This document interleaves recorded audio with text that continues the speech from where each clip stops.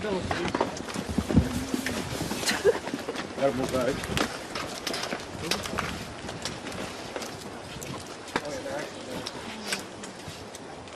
good morning, everyone. My name is Robert Garcia. I am the ranking member for the Oversight Democrats.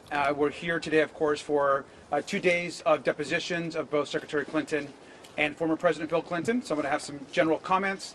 We will actually be back out here to answer any questions once we've actually started the depositions, but we wanted to make some brief comments right now, and then we'll go ahead and go in and start.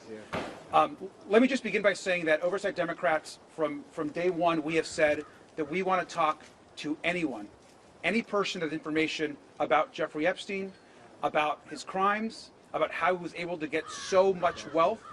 We will talk to any single person, whether that is a Democrat, a Republican, how much wealth they have, how powerful their position is. We want to talk to anyone. So we're happy to be here, and we're glad that both Secretary Clinton and former President Clinton are willing to talk to this committee. I also think it's important to note, I'm glad to see that we have our Republican colleagues here.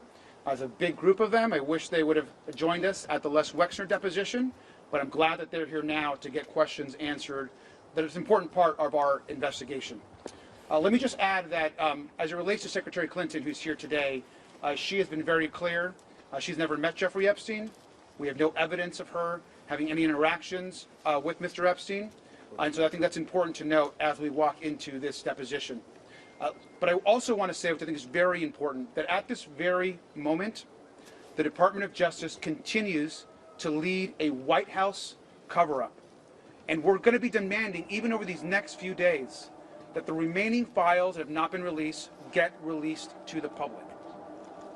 And that includes new files that were just discovered in the last couple days of a survivor that has made serious accusations and allegations against not just Jeffrey Epstein, but also against President Trump, and about abuse that she suffered when she was a minor. We have seen the DOJ files and the archive manifest that clearly shows that the interviews and information around this survivor have been removed and are missing from the DOJ files. Where are these files? Who removed them? Those questions have to be answered. What we have is a survivor that we have verified, that others have verified, and those files are missing. And it's not just those. It's an additional 50% of files that are missing. It is unconscionable, it is illegal, and Pam Bondi and the President need to answer to where those files are. And that's going to continue to drive our work, not just today, but every single day until we get justice for the survivors. I'm going to have some of our members here make a few comments as well. Thank you. It is abundantly clear that this is the most egregious cover-up in American history.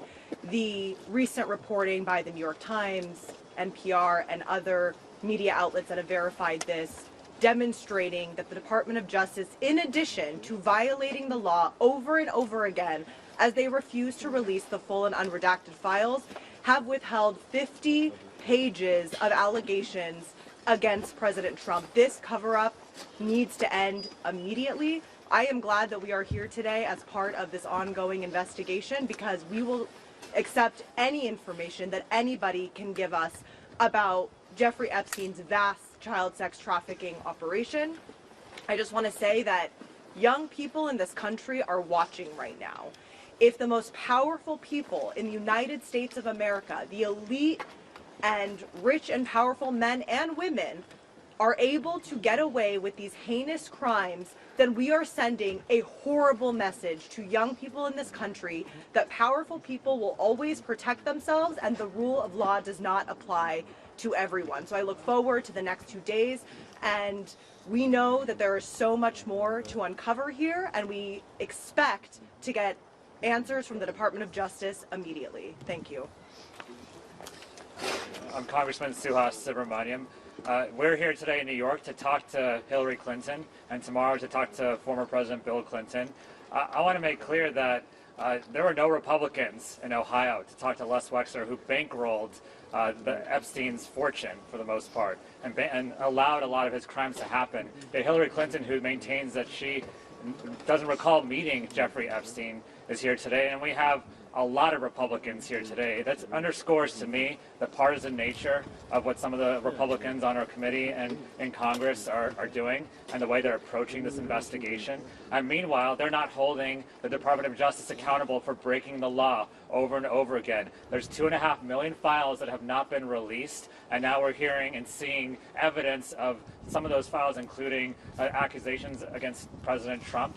We know that there are other information in those files that clearly is not about protecting victims. It's about protecting people who committed crimes. And so we, as Democrats on the Oversight Committee, are going to continue to approach this investigation in a nonpartisan way, because all we want is the truth, and we want justice for the survivors, and we want to make sure this never happens again, no matter how rich and powerful the perpetrators are. Thank you. Speaking of rich and powerful, how come Thank the you. Clintons weren't enforced? I'm James Walkinshaw from Virginia. We are here today to continue our investigation into Jeffrey Epstein's crimes. And it's important to note, and as others have said, there is no indication, zero, zip, zilch, nada, that Secretary Clinton had any knowledge of Epstein's crimes. She submitted a sworn statement that she never met Jeffrey Epstein, and my fear is we're here today as part of a political exercise, part of a long-running fever dream where Republicans want to lock up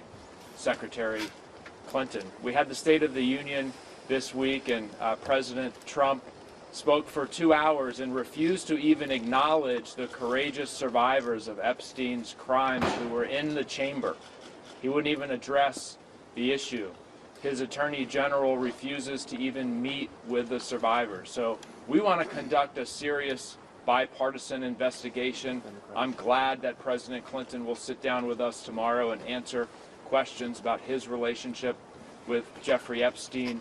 But I wanted to come today to ensure that this is a serious exercise, a serious investigation, and not a political or partisan one. Thank you. Why weren't the Clintons made to go to Washington to testify? I'll answer that. I'll answer that question. So let me go ahead and we're going to answer one or two questions. Let me just also say, I think today also sets a precedent. So I want to be very clear that we have said from day one that we want to talk to former President Bill Clinton, and the other person we want to talk to is current President Donald Trump. And so we should be very clear that now that we're going to hear from former President Clinton, I hope that Chairman Comer and the Republicans will join us in demanding that the person who actually appears more times in the files than the former president, who we want to speak with, is President Donald Trump.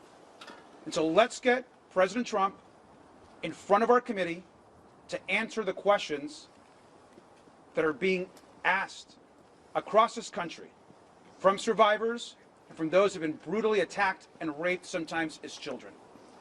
Let's release the files and answer one or two questions. Thank you. So should the Clintons have come forward sooner to testify and be deposed in front of the committee? And also, what are the discussions with Republicans about bringing other administration officials like Lutnick, who are mentioned in these files, before lawmakers? We want to hear from Howard Lutnick. Howard Lutnick, of course, said that he'd stopped communicating with Epstein, our Commerce Secretary, then goes on to visit Epstein's island, communicate with him, go into business with him, all of which was not disclosed. He should not be the Commerce Secretary right now. As it relates to the questions about the location was selected by Republicans. The majority controls where and how the depositions are done. We want to continue hearing from folks. Just a question. What could they possibly ask Hillary Clinton all day? They've mentioned Maxwell at the wedding. And what questions, you said you're happy to talk to anyone. What questions do you have for Hillary Clinton, given that she said she has no connection? We're gonna give the Secretary an opportunity to clarify any questions that Republicans might have, that we might have.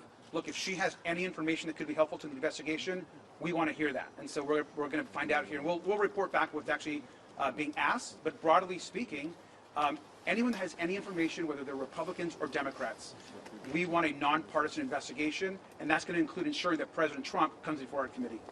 Yes. Do you have questions about the Clinton Global Initiative and the fundraising involved? There's going to be questions asked about that. So thank you very much. We'll come back out. Thank you. Hillary Clinton.